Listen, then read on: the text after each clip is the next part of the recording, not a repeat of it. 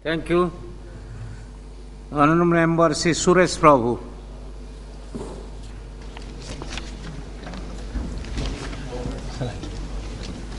Sir, I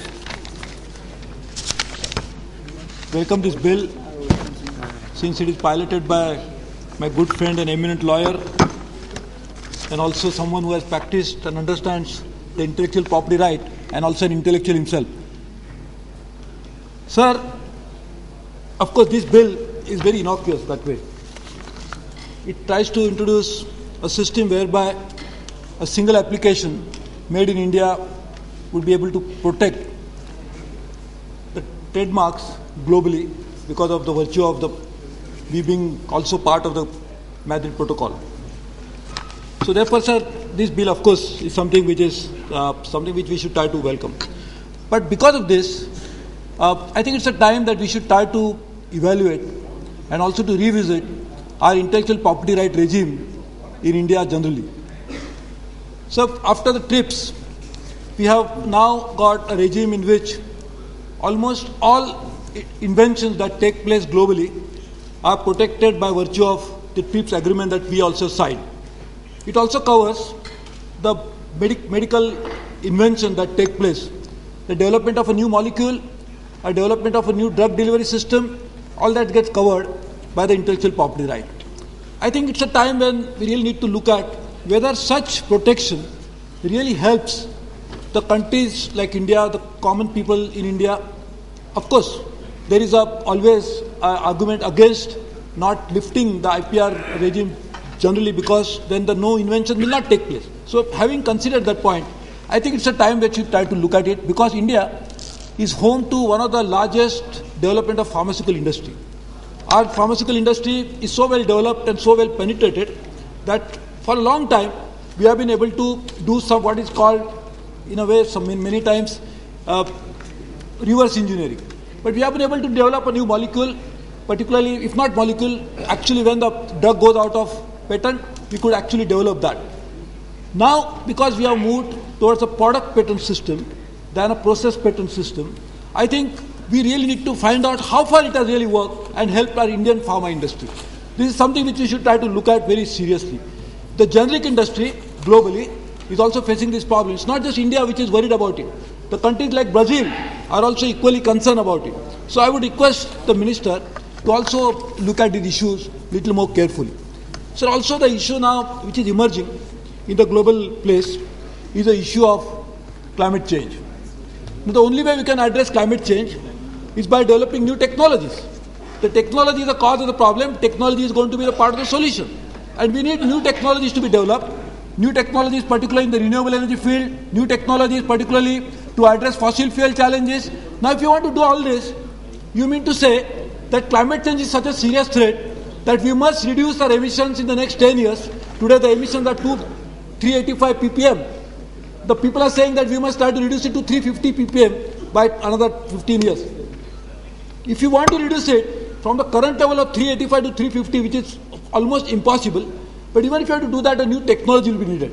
Now, if the new technologies which are going to be developed are going to be protected by intellectual property rights, how do you expect people in India to actually benefit from the renewable energies that are required? So therefore, I think this is the time that Minister and the government must look at these issues more carefully. As I said in the beginning, I am also a strong proponent of protecting intellectual invention. Otherwise, no invention will ever take place.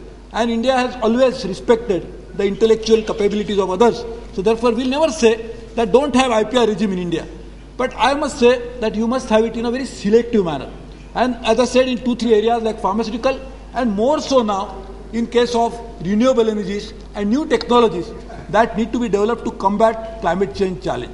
So therefore, I would request the Minister to look at it because it's a very relevant and most contemporary issue now because we are going to go to Copenhagen in the next 8-9 months when we are thinking of coming out with a new successor protocol to Kyoto Protocol which is going to expire in 2012. So the whole world is talking about whatever new regime we should have to deal with climate change problem. And if you cover new inventions and if you think that only intellectual property right covered products can solve this problem, we are actually fooling ourselves. And sir, look at the dubious and the duplicity involved in it. So industrialized countries are saying we cannot do anything about it, though we would like to give technologies to a poor country like or a developing country like India. We cannot do much because the technologies are owned by private sector. So government cannot do anything, state cannot intervene because it's a market-dominated development that is taking place.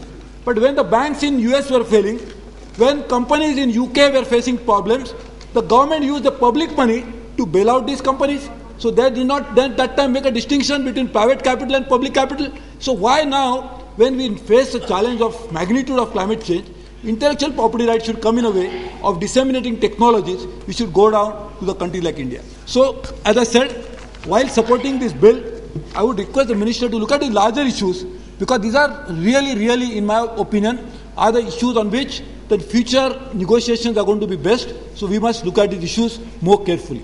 And sir, intellectual property right is something which should not be used as a trade barrier also. Because every company, every pharmaceutical company which is going to hike prices only because of this is absolutely counterproductive, and I would say even in a sense inhuman. Just imagine, sir, the people in the world are dying of AIDS, and companies are going to say that I'll develop a new drug provided I get intellectual property right protection. So it's a very unfair thing to do, and therefore I said this. Last point, sir, is on the administration of your trademark offices.